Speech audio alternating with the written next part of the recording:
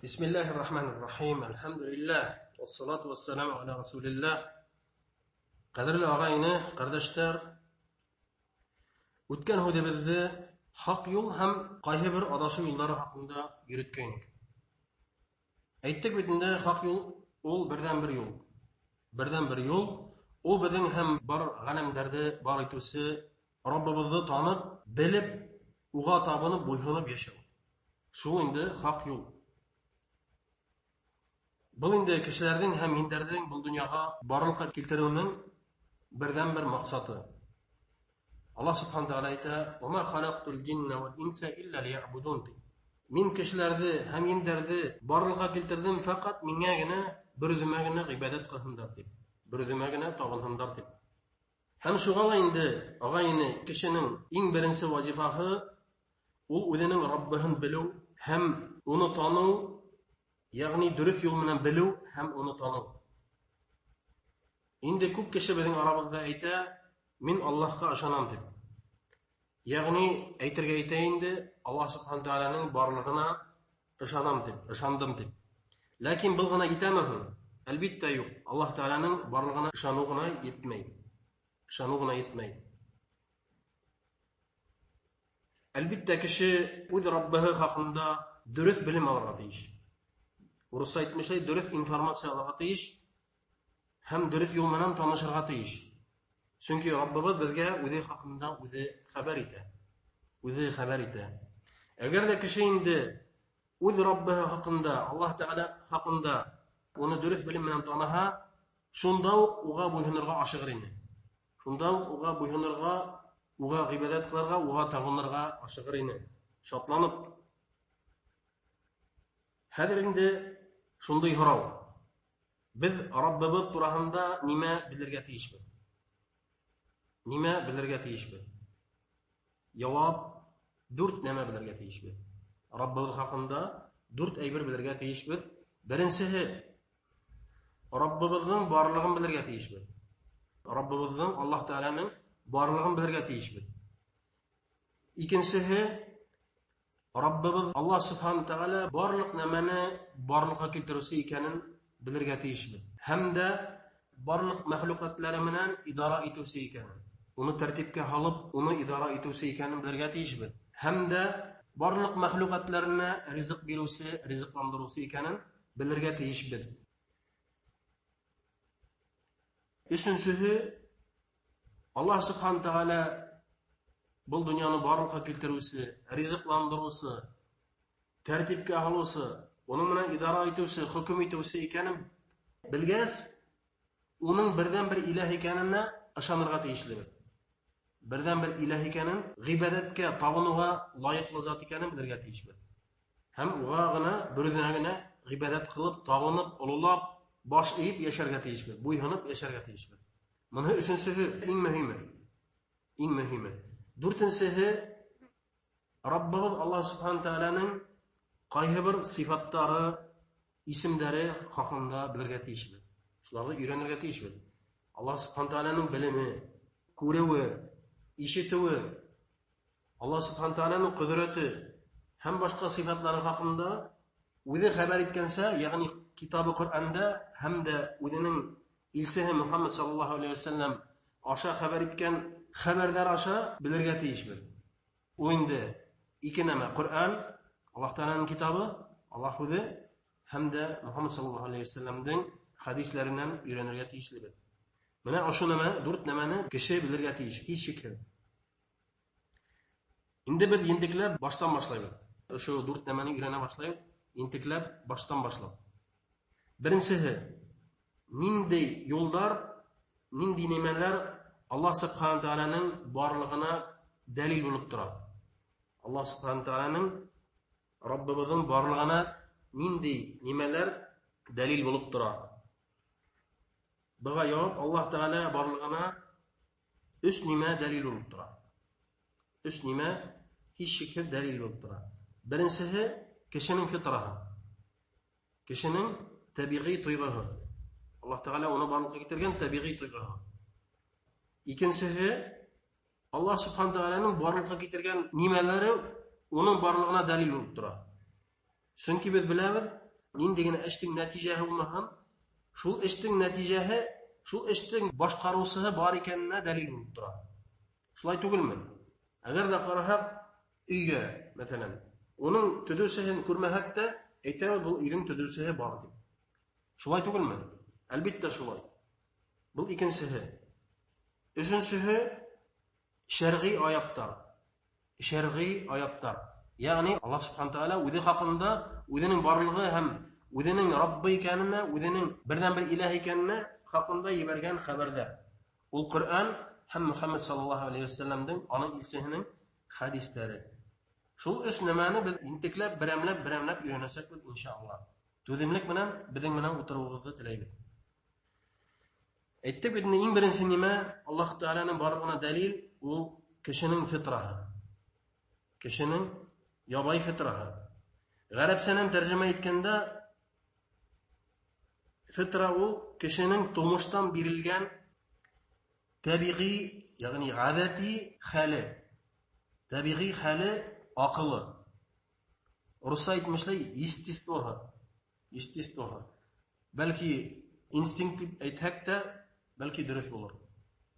Аллаһ яхшырак беләдер. Без уны артабан фитра дип әйтәсәк. Ягъни кешенең тумыштан бирелгән гадәти хәле. Гадәти тойгы, хисләре естествоһы. Кешенең гадәти хәле, ягъни фитраһы ул ислам динендә булу. Ул ислам динендә булу, үзенең бар иткән Раббыһына ихтияҗы. Ислам динендә булу һәм үзенең бар иткән Раббыһына ихтияҗы, уга гыйбадат кылырга ихтияҗы. Ялыну, буйһыну. Бу инде барыгы кешенең тумыштан бирелгән фитраһы дип әйтәйек. Һәм кеше күңел рәхәтлеге һәм тыныслыгы татымаясак, бер касында ошо табигый хәлендә яшәмәһә. Табигый хәлендә яшәмәһә һәм кире кайтмаһа. Бер касында рәхәтлек туймаясак, һәм дә күңел рәхәтлеге, тыныслыгы бер касында уның булмаясак. Русча әйтмешләр, удовлетворенность булмаясак. Ныграк аңлар өчен, төплерәк аңлар өчен быга мисал китерәйек. Аллаһ Субхану тааля һәрбер мәхлукты, кешенән башка, һәрбер мәхлукты бар итте үз фитраһы менән. Һәрбер нәмәне үзенең естествоһы менән, үзенең табигый хәле менән, тойгыһы менән барга китерде, инстинктлары менән. Алайык, мәсәлән, бер карагай хайванды, яки кошты. Мәсәлән, бөркет. Барыбыз да беләбез бу кошты. Бу карагай кош, йырткыч кош. Әлбәттә, ул ярата тауларда яшәргә, һәм ул башка янекләрдә аулап, шуларның итләре менән тукланып яшәй. Һәм ул иркенлектә яшәп, рәхәт кисерә. Ул үзенең фитраһы менән яшәй. Әгәр дә инде ул кошты без алып, тотып, ситлектә атырахак, уны ашатып, ит ашатып, эсереп дигәндәй, юындырып дигәндәй, бүтән хаҗәтләрен үтәһәк тә, уга рәхәт буласакмы монда? Ул рәхәтлек кисерәсәкме? Әлбәттә юк. Уга онда кыен буласак, чөнки ул үзенең фитраһы буенча яшәмәй. Уның фитраһы иркенлектә булу. Киресенчә инде берәй йорт хайванын алып, мәсәлән, һыерды сыгарып бирһәк, урманга яшәргә. Әлбәттә уга анда кыен буласак. Чөнки ул йорт хайваны. Аллаһ Субхану тааля уны барлыкка китерде, йорт хайваны итеп, уның естествоһы кешенең эргәһендә яшәү. Шулай кеше күңеле менән Раббыһына ялынырга һәм дә табынуга мохтаҗ. Рәхәтлек кисерә ул, тыныслык кисерә, үзенең Раббыһы менән аралашып яшәһә. Үзенең Раббыһына гыйбадат кылып, уга ялынып, унан һорап, уга таянып, уның кудрәтенә таянып яшәһә, кеше рәхәтлек кисерәсәк. Рәхәтлек һәм бәхет тойгыһы кисерәсәк. Һәм киресенчә инде, әгәр дә ул диндән ерак, үзенең Раббыһыннан ерак булһа, ниндәй генә дөньяви рәхәтлекләр, ләззәтләргә ирешмәһә лә, байлыкка, матур хатыннарга, матур машиналарга, фатирларга, өйләргә, дворисларга ия булһа ла, кеше араһында абруйлы булһа ла, ул бер касында рәхәтлек кисермәячәк. Быга инде мисал булып тора безгә, без күреп торабыз, күпме бай кешеләр, бай балалар үзләренә үзләре кул һала. Күп кешеләрдән ишетергә туры килә инде. Әгәр дә улардан һораһаң, ни өчен һин эсәһең?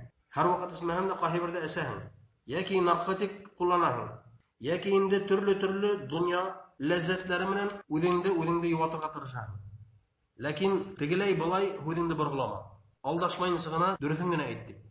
Ул җавап бирәсәк, күңелемдә булган бушлыкты тултырырга тырышам ди. Күңелемдә булган бушлыкты тултырырга тырышам ди. Ни өчен китә төрле курортларга, яки ял итә торган урыннарга, яки эскелеккә бирелә, яки инде хатын-кызлар артыннан йөри, яки байлык артыннан куа дигәндәй. Ни өчен? Чөнки ул үзенең йөрәгендә булган, күңелендә булган тынгысызлыкты, бушлыкты тултырырга тырыша. Инде күп кешенән ишеткәнем бар. Хатта кайһы бер мусламаннар үзенең динен яхшылап тотмаусы, Аллаһ Субханаһу Тәгаләгә тулайым буйһынмаусы мусламаннар шундый хәлдә. Шундый хәлдә. Йөриләр бер илдән икенче илгә осып, тегендә баралар, монда баралар, теге илдә сияхәт кылалар, бу илдә сияхәт кылалар. Кайтып һораһаң, рәхәтлек эзләп битәләр. Рәхәтлек кая икәнен онытканнар. Рәхәтлек ысын рәхәтлек кая икәнен оныткандар. Кулак халайык Раббыбыз безне. Аллаһ Субханаһу Тәгалә әйтә: "Фaqim wajhaka lid-din hanifa, fitratallahi allati fatara an-nasa 'alayha, la tabdila li khalqillah." Рум сүрәһенең 30-нчы аяты. Ошу дингә йөзең менән төбәлтей. Ошу дингә, ягъни ислам диненә, Аллаһ диненә, Аллаһ Субханаһу Тәгалә әмер итә, йөзең менән, йөрәгең менән төбәл ханиф буларак ди. Кем ул ханиф? Ханиф инде Аллаһтан башка бер нимәгә лә табынмаучы кеше, мусулман кеше. Ханиф буларак ди, был Аллаһ кешеләрне шуның менән бар иткән фитрахы. Аллаһ Субханаһу Тәгалә әйтә, был дин инде Аллаһ Субханаһу Тәгалә кешеләрне шуның менән барлыкка китергән фитрахы. Һәм Аллаһтың барлыкка китерүенә үзгәртү юк ди. Беркем дә үзгәртә алмый, буны Аллаһ Субханаһу Тәгалә барлыкка китергән нимәләрдә. Бұл бүйік аятта Аллаһ Субханаһу Тәгалә безгә ишара итә, кешеләрне барлыкка китергән фитра менән. Фитра нимә ул? Ислам дине. Аллаһка буйһыну, үзенең Раббыһына гыйбадат кылу. Шулай инде без күп кабатланып ошо аятта инде: "Ва ма халактул джинна вал инса илля лиябудун." Мин кешеләрне һәм җиндәрне барлыкка китердем, фақат миңа генә гыйбадат кылсыннар өчен дип. Ләкин кешеләр, күпселек кеше үсә бара, шул фитраһы менән яшәмәһә, динһез яшәгән кешеләр менән тәэсирләнеп, фитраһы яйлап бозыла башлай. Бозыла башлай һәм кеше башка кеше һәм теге динһез кешеләр һәм яшәй бирә. Аллаһ хаклаһын. Һәм дә инде әйтеп киткәндә, ислам динендә булган барлык нәмәләр безнең фитрага туры килә. Бар Аллаһ буйырган әйберләрле һәм тыйган әйберләрле барыһы ла безнең фитрага туры килә. Иң беренче инде Аллаһты бөйөкләү. Аллаһты бөйөкләү, уга баш ию, уга ялыну, уга таяну һәр вакыт, уның кудрәтенә, рәхмәтен өмет итү, бұл инде кешенең ябай фитраһы. Кешенең ябай фитраһы, бер кеше рәхәтлек кичермәячәк. Икенчедән, Аллаһ Тәгалә безгә әмер итә, атай-әсәне ихтирам итәргә, уларны карарга, уларны тыңларга. Инде Аллаһ Субханаһу Тәгаләнең сүзләренә кулак салайык: "Ва қада раббука алла таъбуду илля iyяh, ва бил валидайни ихсана, ва имма яблughanna 'indaka al-kibara ahaduhuma aw kilahuma فلا تقل لهما أف ولا تنهرهما وقل لهما قولا كريما واخفض لهما جناح الذل من الرحمة وقل رب ارحمهما كما ربياني صغيرا." İsra surəsinin 23-cü həm 24-cü ayətləri. Subhanallah, kimdə qərəb dilini anlay, qərəb dilini öyrənib, qərəb dilini anlay, Qur'an'da qərəbcə oxuyarlar, Allah Teala'nın da maturraq, həm küslürək, yürekə ötüb inirlik hüzər aytısı yox, anlatısı yox əlbəttə. İndi bu ayətdə məğannaları Rabbimiz sizə hökm etə, yəni buyura. Yəni sizin Rabbiniz sizə hökm etə, həm buyura.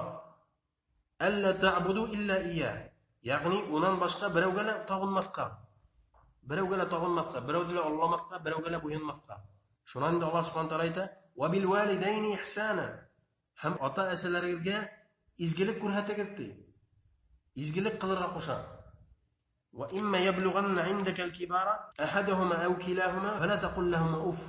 Əgər də ikihila yoki biri bulğala, hinin aldığında ulugayğatı, yəni ulu yaşqa yethatı, ularga uf deb aytmadi. Ularga uf deb aytmadi. Subhanallah. Fala taqul lahumā uff. Уф инде канагатсызлыктын иң ар билдеһе. Ризахлыкты күрсәтүнең иң ар билдеһе, иң еңеле. Аллаһ субханәһу ва тааля хатта атайыңа, әсәйеңә уф дип тә әйтмәслек куша. Ягъни әсәйең бер йомыш кушһа, бер нимә һораһа, әйтмә уф әсәй көтеп тор дип. Яки атайың бер нимә кушһа, уф атай, әлем мәшгуль әле дип әйтү харам. Харам Аллаһ субханәһу ва тааля тыйган. Субханаллах. Фәлә тәнһәрһүмә. Һәм тавышыңны күтәрмә ди уларга. Тавышыңны күтәрмә ди. Канагат булмаганыңды күрһәтеп, ризахлыгыңды күрһәтеп, уларга тавышыңны күтәрмә ди. Ва кул лаһума кауlan карима. Һәм уларга ти йылы, йомшак һүз әйт ди, ягымлы һүз әйт ди. Ва кул лаһума кауlan карима. Атакаим ау әсәкәем ди. Матур һүзләр әйтегез ди. Ул гына түгел, вахфид лаһума җанаһ az-zulli min ar-rahma. Һәм улар алдында баҫалҡылыҡ ҡанатларыңды төшөр ди, ҡанатларыңды йәй ди.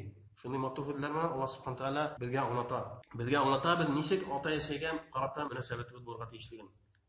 Һәм әйт ди: "Ва ҡул раббирхамһума кама раббаяни сағира." Һәм әйт ди һәр ваҡыт: "Я Раббым, уларҙы йәллә" ди. Улар мине кесе саҡта тәрбиәләгән шикелле ди. Улар мине кесе саҡта тәрбиәләгән шикелле, уларҙы йәллә ди. Субханаллах. Аллаһ субханәһу ва тааля безгә иҫкәртә, ошо һүҙләрендә ишара итә, безнең атай-әсәбеҙ бәләкәй саҡта нисек ҡараған. Нисек ҡараған? Әлбиттә, улар беҙҙе ныҡ йәлләгән, көйөнгән беҙҙең өсөн. Ашамаһаҡ та көйөнгәндәр, беҙ теге хәжәтләребеҙҙе үтәмәһәк тә, сирләһәк тә көйөнгәндәр, төн йоҡламағандар, ҡарап сыҡҡандар. Субханаллах. Аллаһ субханәһу ва тааля шулай ишара итә. Онотмағыҙ, улар һеҙҙе нисек ҡараған тигән шикелле.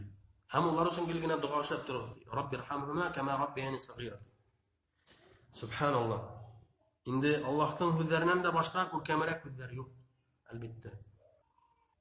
Һәм әлбиттә, ата-әсәне йәберләү, ташлап китеү, ҡарамау, ҡыйырһытыу, тиргәү, ҡарттар йортона тапшырыу, был боҙоҡ, динһеҙ, фитраһы боҙоҡ булған кешеләр юлы әлбиттә, эше әлбиттә. Аллаһ субханәһу ва тааля һаҡлаһын беҙҙе. Был әлбиттә ябай фитрға туры килмәй. Һәр бер кеше теләй ҡартайған көндә уларҙың балалары улар өсөн көйөнһөн, уларҙы ҡараһын, уларҙы Аллаһын өсөн, ихтирам итһен. Бер кем дә теләмәй үҙенең балалары аны ул ҡартайғас сығарып ташлауын берәү дә теләмәй. Әлбиттә. Был инде кешенең фитраһына туры килмәй. Һәм диндең матурлығы, ғәҙеллеге хаҡында күп һүҙ йөрөтөргә була. Әлбиттә. Динһеҙ Аллаһҡа буйһонмай, уны олламай йәшәү был кешенең фитраһына туры килмәй. Әлбиттә. Беҙ әйтеп киттек. Шуға ла күп кеше үҙ-үҙенә ҡул һала.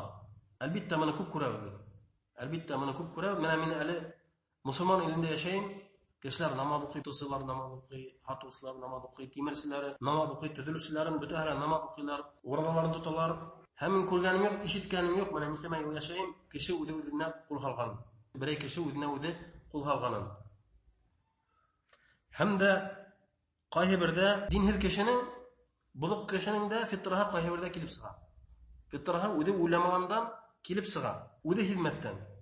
Мәҫәлән, берәй ҡурҡыныс, хәүефле хәлдәргә дусар булһа, күп кеше үҙе теләмәҫтән күҙен, ягъни йөҙөн күккә төбәй, йөҙөн күккә күтәреп ҡарай. Әйтерһең дә ул ярҙамды үҙенең Раббыһынан көтә.